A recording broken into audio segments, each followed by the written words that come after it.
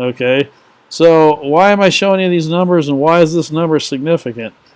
There are so many places in the world that you can live on $2,000 a month. Subscribe to International Living. I think their website is internationalliving.com. But subscribe to that site or that magazine, and they have reports and things that you can gain access to, and go do your homework. And what you're going to find, there's numerous places in the world that you can live on $2,000 a month, and that will include good health care. Okay, I've read too many testimonies from people who have moved away from the U.S. to go live in places where the health care was excellent, and what they were paying in health care before, just what they were paying in health care in the U.S., covered their cost of living where they moved to. And so many of these places, people are living on about $2,000 a month, maybe a little more, maybe a little less. So what am I showing you here? If you have a really good month and you make 30% one month, okay, well, you don't have to live on that. If you're living on $2,000 a month, so you put $7,000 aside. Maybe you have a slow month or whatever, but you can average it out. But the point is if you're careful with this $30,000 and you invest it properly, you can live off of that. Now, again, if it's $30,000 and you have a good month, and you got an extra $7,000 after covering your living expenses, now you got almost $40,000 that you can, so in other words, it's going to start compounding. But even if it doesn't, again, it's money that you fall back onto. Now, for me, I'm looking at the idea of retiring somewhere for $2,000 a month, but along with that, I've got a pension that it's not much, but it's something, right? Social Security, will it be there? Who knows? But whatever. They've been saying Social Security is going to go away since I was a kid. It's still there. Just like they said, oh, the world's going to nuke each other and we're all going to be dead in 2 years. I was told that when I was 14. Guess what? I'm coming up on 57. We're still here. Think about this stuff. Turn off the media. Maybe it might help you. I don't know. But anyhow, the point is, you could work your butt off for 4 years. And if you know you got a goal, in other words, if you got a plan, you got a goal, you set your sights, and this is for a couple. A couple can go and retire on this much money. Yeah, you're not living the Taj Mahal, but, you're not getting up every day to the alarm clock and dragging off to work for 30, 40, 50, 60 hours a week either. I've worked a lot of hours in my days. I wish somebody would have sat me down and showed me this when I was younger and taught me this stuff. That's one of the things that motivates me to try to show you guys this is doable. If you don't believe me, okay, look, this is my portfolio right now, and that's coming back from a couple of bad, trading days or so or whatever last week. Like I said, at one point, this was about 30%. Now, so you understand what I'm talking about is, if you're living on this stuff and you're doing this actively, like right now, I could sell off, say, if I needed 10% of this, I could sell off 10%, still keep a certain amount of stock in certain, investments, and then let that keep building, let it keep growing.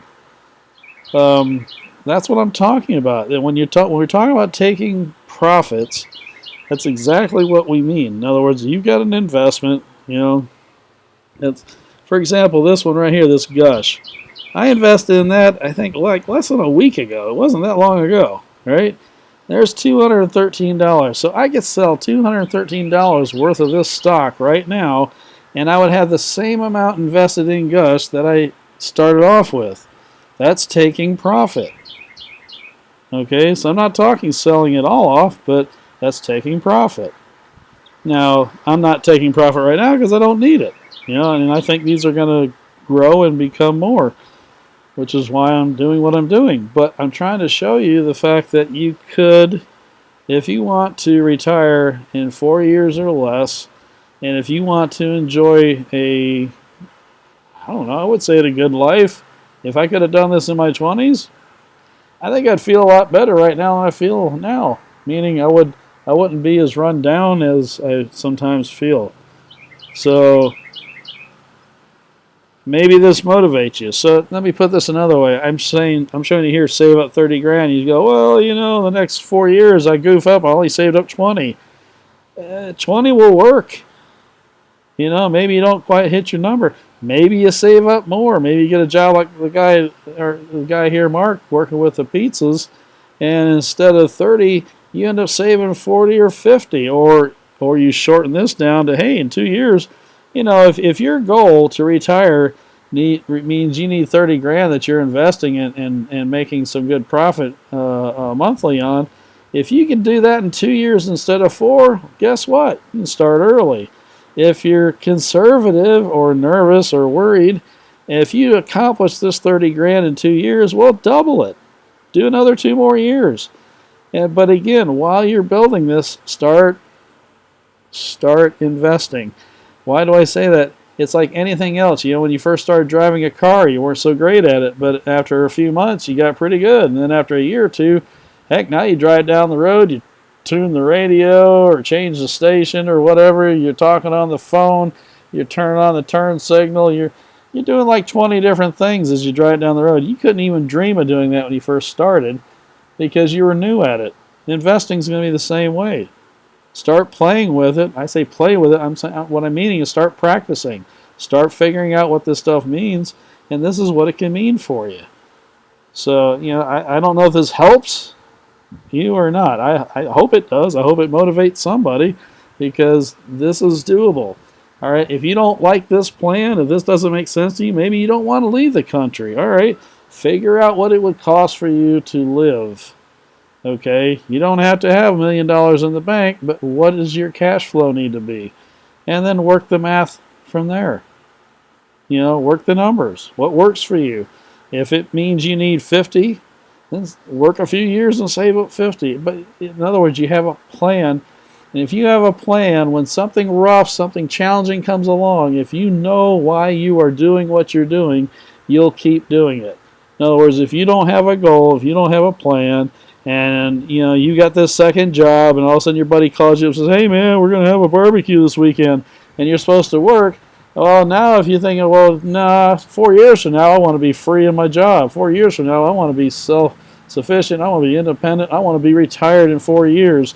And you're going to tell your buddy Joe or whatever, hey, you know what? No, I can't make it to your barbecue. I've got other plans. And you know, maybe they might not understand it.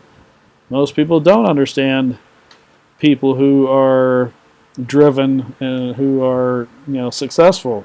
Most successful people are highly understood because the average schmo can't get their mind wrapped around this right here. If this doesn't make sense to you, meaning if you don't understand what I'm saying in this on this spreadsheet right here and in this video, please reach out to me and I will try to explain it better. Hope you're having a great day. God bless and have a great weekend if I don't talk to you again. Bye.